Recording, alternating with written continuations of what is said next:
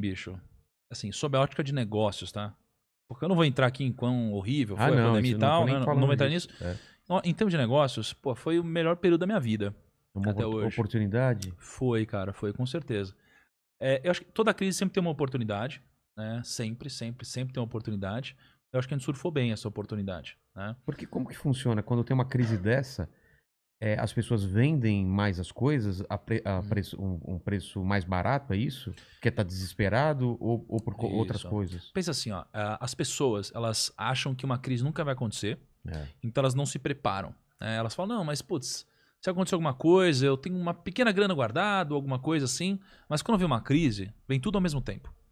Então, você perde o emprego, o dinheiro que você tem perde valor nas suas aplicações, alguém fica doente, cara, você fica com medo, então a sua imunidade baixa, você fica em depressão, você precisa se tratar, tudo acontece ao mesmo tempo. Isso daqui gera preços baixos nas coisas, né? Então tem pessoas que precisam de dinheiro, aí você vai vender o imóvel, vai vender o carro, vai vender qualquer coisa. Aí você é um comediante, está num cenário difícil. Cara, você vai vender palestras futuras suas por um preço mais baixo. Então esse é o momento em que tem sempre alguém chorando e tem sempre alguém vendendo um lenço.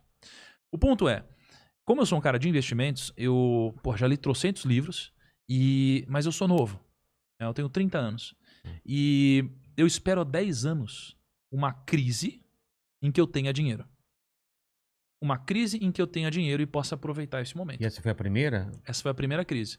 Porque Qual foi a última crise que a gente teve, assim, pesada? Grande foi 2008. 2008? Foi crise do subprime nos Estados Unidos. E lá foi uma crise bizarra, mas, cara, eu tava começando ainda, então eu não tinha dinheiro, né? Então, e já aconteceram outras crises menores, mas assim, fortes ainda, mas eu não tinha tanto dinheiro assim durante essas crises, né? Então essa foi a primeira vez. E o que aconteceu? A nossa bolsa de valores caiu 50%. E aqui, quando caiu 50%, por que a bolsa cai? Basicamente porque tem muito mais gente vendendo, né, com força, né? As pessoas elas querem se desfazer a qualquer preço, do que gente que quer comprar. Então os preços caíram. Só que eu sou um cara que estou olhando para o longo prazo. Então esse momento eu utilizei para comprar essas ações num preço muito atrativo. Eu fiz o maior investimento da minha vida. Mas meio sabendo o que iria subir de novo? Cara, ou na teoria tudo iria subir? Assim, eu não vou dizer que eu fiz sabendo, porque, assim, a crise, ela não é óbvia, né? Ela é uma crise porque realmente você fala, cara, será mesmo que vai voltar? Você não sabe. Mas em todas as literaturas do mundo, é sempre assim.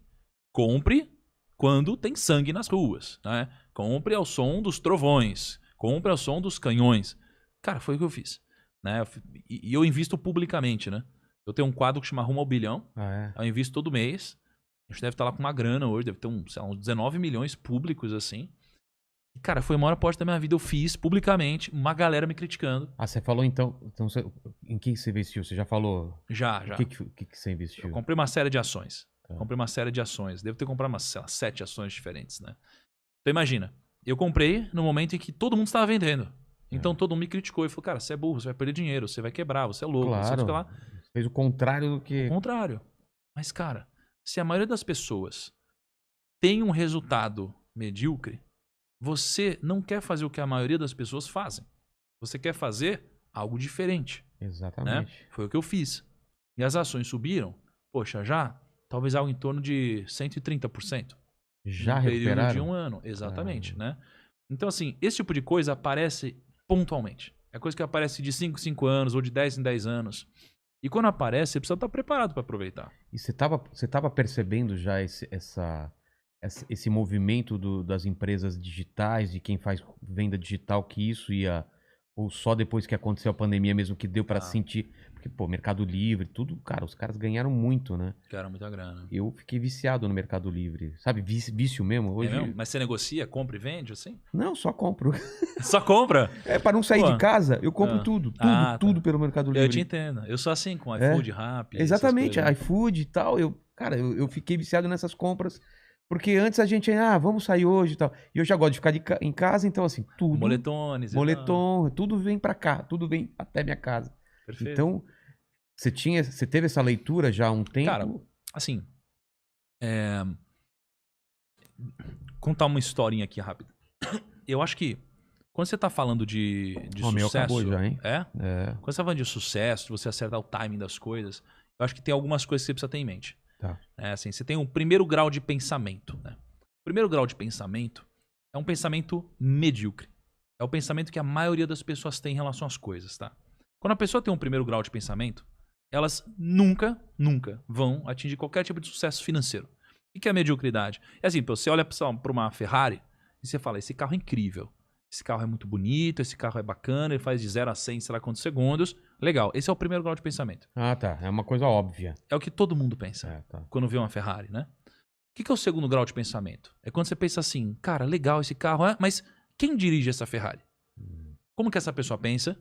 Onde ela trabalha? Como ela conseguiu ganhar dinheiro de fato para poder comprar esse carro? Esse é um segundo grau de pensamento, né? Isso daqui deve ser aplicado em tudo na vida. Então, você olha para o cenário de podcasts, o que está acontecendo hoje, e você fala, nossa, olha que legal aqui, esse podcast é legal, esse podcast é legal. Caralho, olha que podcast legal, tá bombando aqui, o Vilela é top. Esse é o primeiro grau de pensamento. O segundo é, ele é top, mas como que ele conseguiu fazer isso? Será que eu posso fazer igual também? Por quê? Como que ele pensa e tal? E aí você consegue fazer também.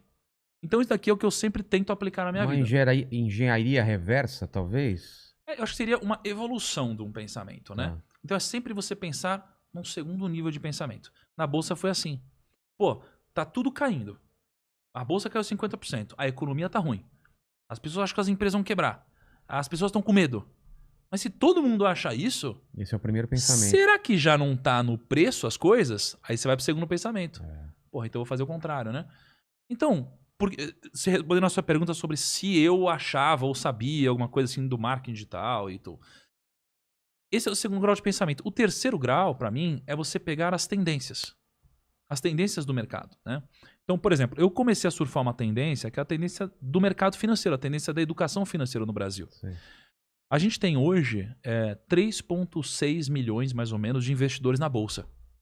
Só que quando eu comecei, a gente tinha 300 mil pessoas investindo na Bolsa. E eu acredito que a gente vai ter 100 milhões de pessoas investindo na Bolsa em algum momento. É uma tendência que é difícil segurar. É quando você pega uma avalanche, você está embaixo dela, você tenta segurar ela. Não dá para segurar, né? Então, quando você fala do marketing digital, não dá para segurar o marketing digital. Você falou do Mercado Livre, tá todo mundo indo para isso, inclusive grandes empresas. Então, eu me posicionei no marketing digital. Eu não sabia que iria vir uma pandemia, alguma coisa assim. Mas quando apareceu, eu estava preparado para surfar essa onda melhor que os outros. Já colocou o pé lá porque sabia que... Exatamente. Então, assim, se você se posicionar nas tendências antes dos outros, você tem benefício. E o problema é, a tendência, ela serve para você se preparar para ela. Exatamente. E, aliás, você deve se preparar para a tendência e não para o que acontece hoje. Então, isso é um grande erro. As tendências no Brasil hoje, elas são quase todas ligadas à tecnologia e trabalhos que vão envolver pensamentos, né? E as pessoas hoje se preparam para coisas que não vão existir lá na frente. Então, elas estão se preparando para coisas que não fazem nenhum sentido, ao invés de se preparar para as tendências, que foi um pouco do que eu fiz com o marketing digital. E aí eu pude surfar antes dos outros, né? Pra falar em surfar, eu costumo usar um exemplo aqui, porque o pessoal fala... Você pôs pra mim? Pôs. Quer colocar mais? Acho que você não pôs pra mim. Ah, tá. Eu costumo falar uma coisa que tem até a ver com o que você falou de surfar, né? Porque as pessoas, às vezes, querem entrar na onda quando ela já tá quebrada, né? E o ideal é você entrar na onda quando ela tá começando a se formar. Então eu vejo muita gente entrando agora no podcast... Porque, nossa, a onda agora é podcast. Só que ele não notou quando essa onda estava começando a se formar. Perfeito. E agora ela já quebrou, né? Tem, sei lá, 300, 400 podcasts. Claro que dá, mas é mais difícil você entrar numa onda quebrada, né? Perfeito. Quando você começa... E o stand-up também eu percebi isso, assim. Quando aquela onda estava começando a se formar e a galera entrou, é sempre mais fácil do que quando já tá quebrado e tá todo mundo tentando surfar, né? Cara, e olha que legal. Assim, pensa a câmera digital. Certo. Né? A Kodak, ela... Que hoje... Kodak quebrada, não sei o que lá, né? A Kodak inventou a câmera digital. Ela inventou? Ou inventou, foi uma das primeiras a lançar de fato isso. Só que o que aconteceu? Ela lançou com puta inovação e tal, e não teve aderência. E aí, ela lançou, investiu muito dinheiro, as pessoas não aderiram, com o passar do tempo, ela descontinuou a câmera digital. Olha que louco. E depois disso veio a câmera digital... E praticamente quebrou a Kodak. Porque ela estava no filme ainda, no processo... Exato. Então, todas as tendências, elas sempre acontecem, ou quase sempre acontecem assim. Foi assim com uma espécie de um iPad também, né? Então, assim, você lança, ninguém acredita. Quando você deixa de acreditar, geralmente tem uma pernada para cima. Exatamente. Isso aconteceu com muita coisa no mundo.